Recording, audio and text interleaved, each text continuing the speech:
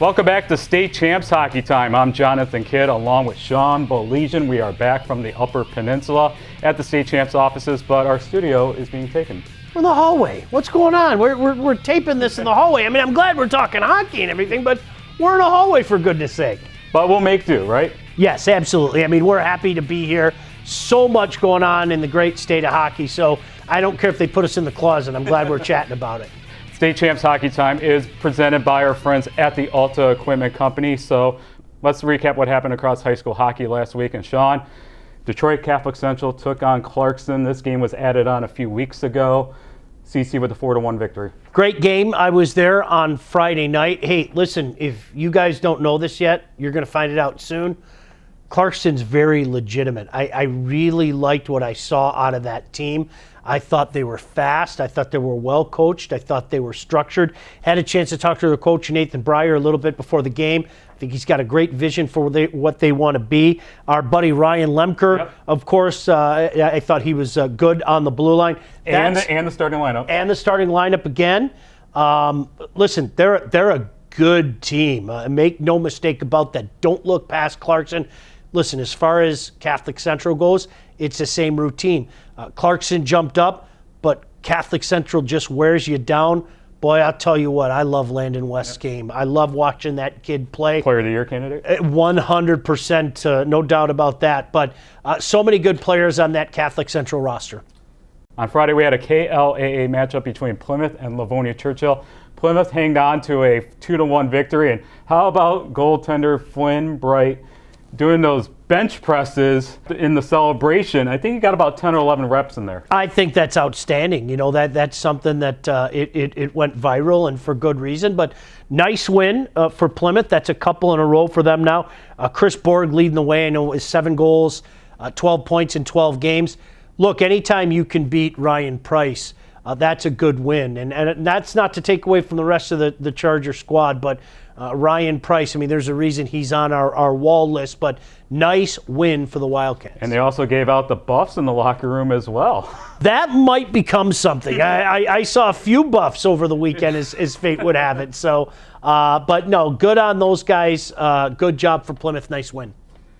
We head out to the west side of the state for the game between Muskegon Mona Shores and Forest Hill Central. This was a high-scoring affair, and Trent Benedict, who's also in our Player of the Year race, he scored a hat trick, and he also broke the school record in career points. Having a fantastic season, and of course his father, Coach Benedict, doing a great job out there with the Sailors. You know, we talk so much about Trent, and rightfully so, but Reelman's having a good year as well.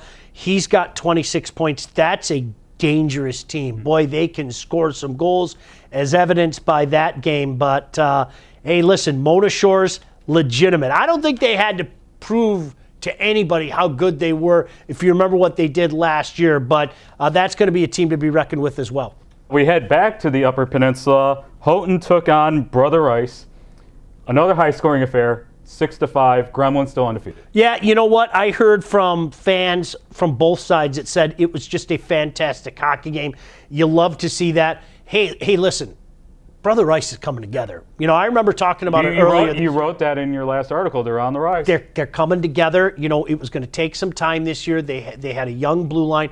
They're starting to come together. Really cool picture. Coach Markham from Houghton sent this out of, you know, not only he, but Coach Rosa from Brother Rice, one of the assistants under Coach Chappitt. But, you know, in the picture you have Markham and Rosa with their arms around each other and the friendship that they have. Boy, oh boy, two of the best in the state right there. Let's take a look at the recent North-South showcase that happened in Traverse City. How about Alpena? Well, let me put it to you this way, and I don't like to name names, so I'm not going to name names. I heard from, count them, 4 different coaches that made a point to text me or call me and tell me this Alpena team is absolutely legitimate. And it's part of the reason why we skyrocketed them all the way to 5 up the rankings. We had to. I mean, it's not only the win that they pulled off, knocking off one of the best in the state in Flint Powers, but it's word of mouth and what guys said. You know, I haven't seen him yet. I'm never going to sit here and tell you about something that I haven't seen with my own 2 eyes yet. So I'm going on word of mouth. What people have told me is their top line is absolutely dynamic, and it's being led by Harrison Kazabowski, I hope I'm pronouncing that correctly, who's got 36 points in 16 games, and they have 2 goaltenders getting it done right now. All you have to do is go to the hub and look at their numbers, but they're getting great goaltending from Rensbury and Schultz right now, but you know it's big when 4 different coaches reach out to you just to say, hey, this Alpena team is very, very legitimate. That's the best thing about a tournament like that, though. You know what? It gives people a chance to maybe see Traverse City Central. Some people talked about the squad that Coach Givens has. Bay Reps, a lot of people talking about what they have at their disposal. So good weekend up there, but certainly the one everybody seems to be talking about is Alpena.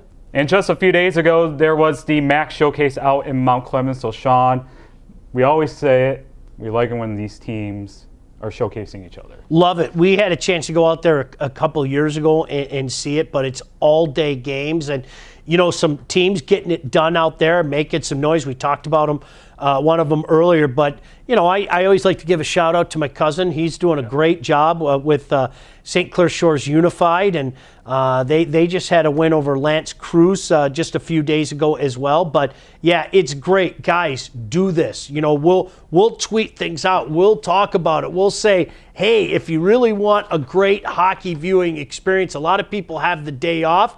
You can spend all day at the rink watching some fantastic talent here in the great state of Michigan. Another shout out to, we've been getting some messages about Chippewa Valley United. You know, they're off to a great start. Yeah, you love to see that. I mean, that's the good thing about this. You know, we talk so much about the usual suspects, and more on this in a second. And watching the teams go like this is pretty cool. I mean, Clarkston's a great example. You know, I think maybe 2 months ago, a lot of people are going, okay, it's cute, nice little start. Yeah.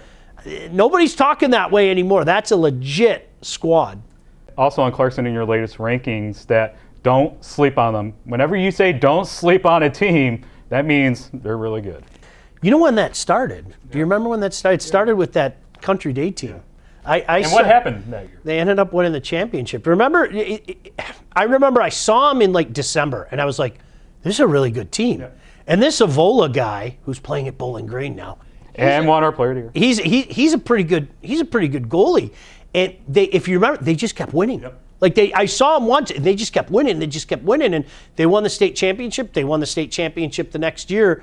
You know, I'm not sitting here making any proclamations about this team or that team, but if you look at maybe the name Clarkston, and they haven't been the quote unquote traditional power, and you think you're going to have an easy way, you're going to end up with a loss.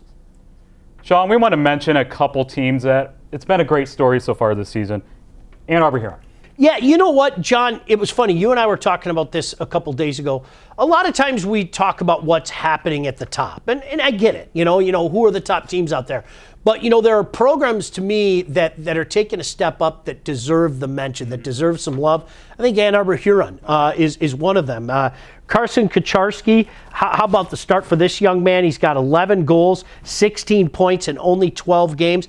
You know, this is a program that, let's face it, they've had some tough times over the past few years. Yeah, John U. Bacon was the coach at one time. Yeah, listen, it's nice. He wrote a book. He did, and it's nice to see them win some games. You know, they've got 6 games, 6 and 7, I think, at last check. So good for Huron. We're proud of the steps you guys are taking this year. And how about Wyandotte Roosevelt? Yeah, you know, I mean, Coach Quint did such a great job for so many years there. They won the title in 2011, but boy, they're taking a step up again, aren't they? They're 9-6, and boy, this Heskett kid, he's lighting it up right now. 32 goals in 14 games. Is that good? 32 goals, 10 assists, 42 points in 14 games. So props to the Bears. They're off to a 9-6 start. And John, we've talked about it before. Downriver is such a great hockey community, and it's so nice to see some teams taking a step up. Allen Park, we talked about them last week. Gibraltar Carlson. Grosse, I think they all deserve a mention here, and teams are punching their way into our rankings and certainly have an opportunity to make some noise down the stretch here.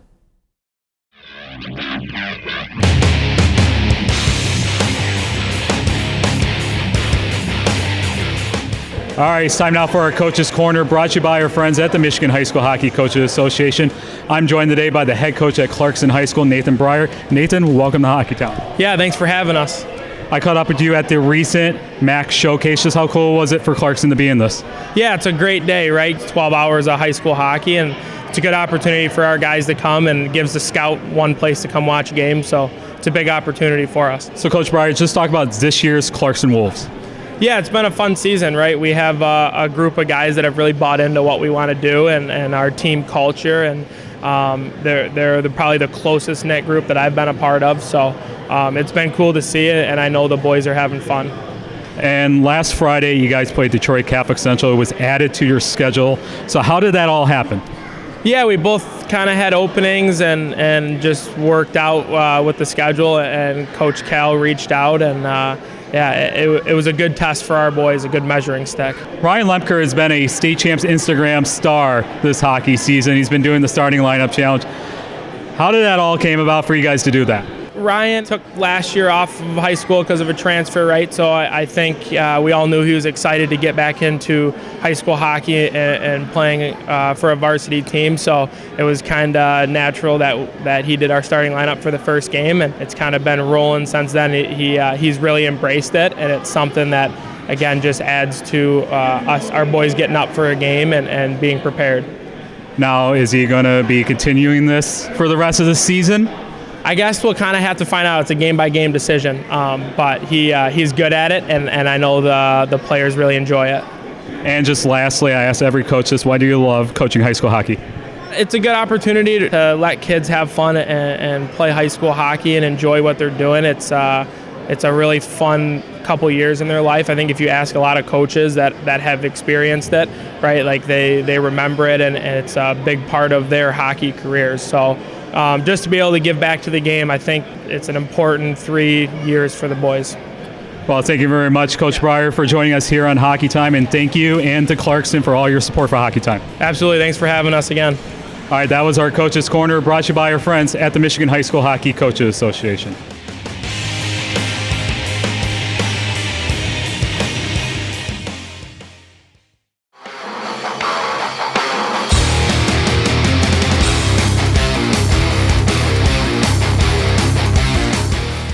All right, it's time now for our Warrior Hockey Player of the Year update.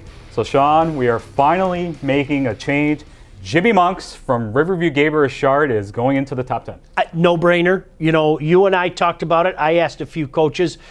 John, when you get off to the start that he has as an individual, and that team is as hot as they've been, you can't ignore it any longer. We saw him in person, one of quite a few talented players, but the production speaks for itself. I don't have to do a hard sell job on this one. Congratulations for Jimmy for making his way rightfully onto our list.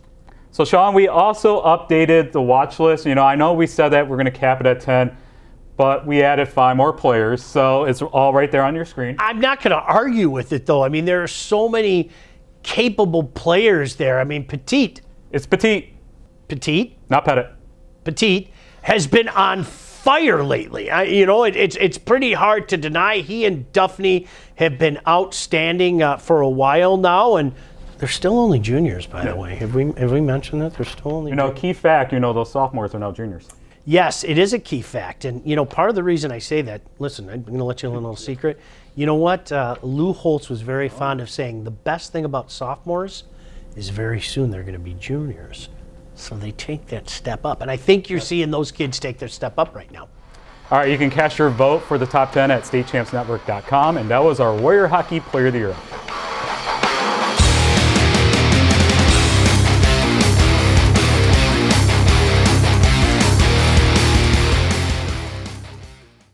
Entering its 26th year of excellence, applications are being accepted right now for the Detroit Athletic Club Foundation's Michigan Male and Female High School Athlete of the Year Awards. Not everyone qualifies, so listen closely.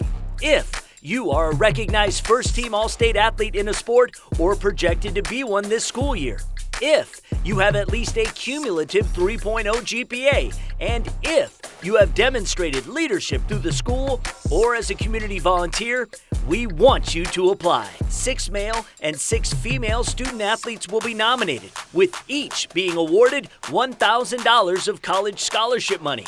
The winners will receive $5,000 each. The 26th Michigan High School Athlete of the Year Awards will take place at the incredible Detroit Athletic Club in downtown Detroit the evening of Monday, June 5th, and streamed live on the State Champs Sports Network. Nomination applications will be accepted through Monday, March 6th, and this is important. You cannot be nominated if you don't apply. Download the application today at dacathleteoftheyear.com. That's dacathleteoftheyear.com.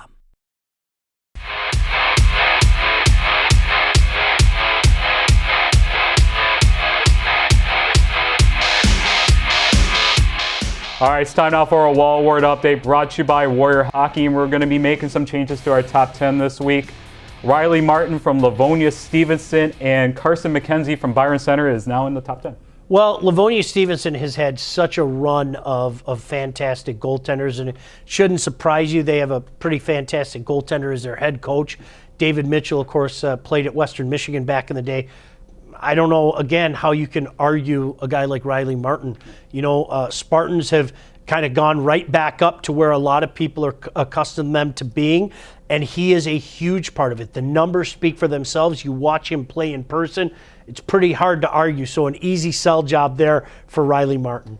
Oh, and by the way, another guy that you can't argue with what his team is doing and what his numbers are. We heard the yelling, and we agree with you. You got to put Carson McKenzie on this list.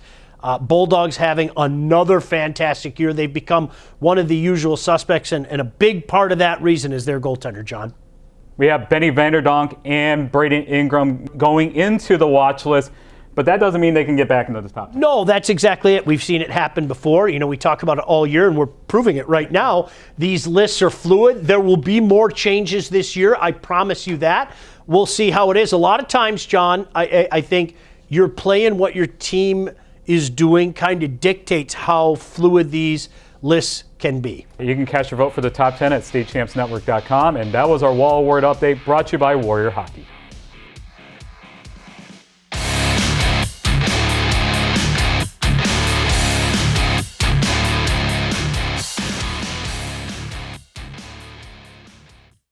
All right, let's preview the week ahead in high school hockey. And Sean, we have a lot of teams in your rankings that are going up against each other. Yeah, I like how you did that, John. In case people didn't see it, John kind of put together a games to watch thing that he tweeted out. Make sure you follow. You are following us, yes, right?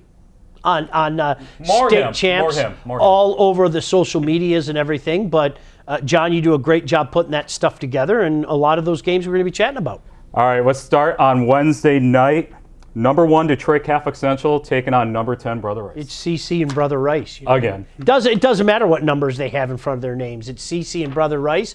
It's going to be a fantastic atmosphere out there in Oak Park. Had an opportunity to see him in the past out in Oak Park at USA Hockey Arena. Round 2 for that storied rivalry this season. How about number 4, Livonia Stevenson going on the road at number 12, Hartland? Hey, that's turned into something fantastic in the past 10 years, hasn't it? And Stevenson found a way earlier this year in Livonia. Hartland looking to repay that favor, but 2 of the best teams, 2 of the best coaches. Let's go.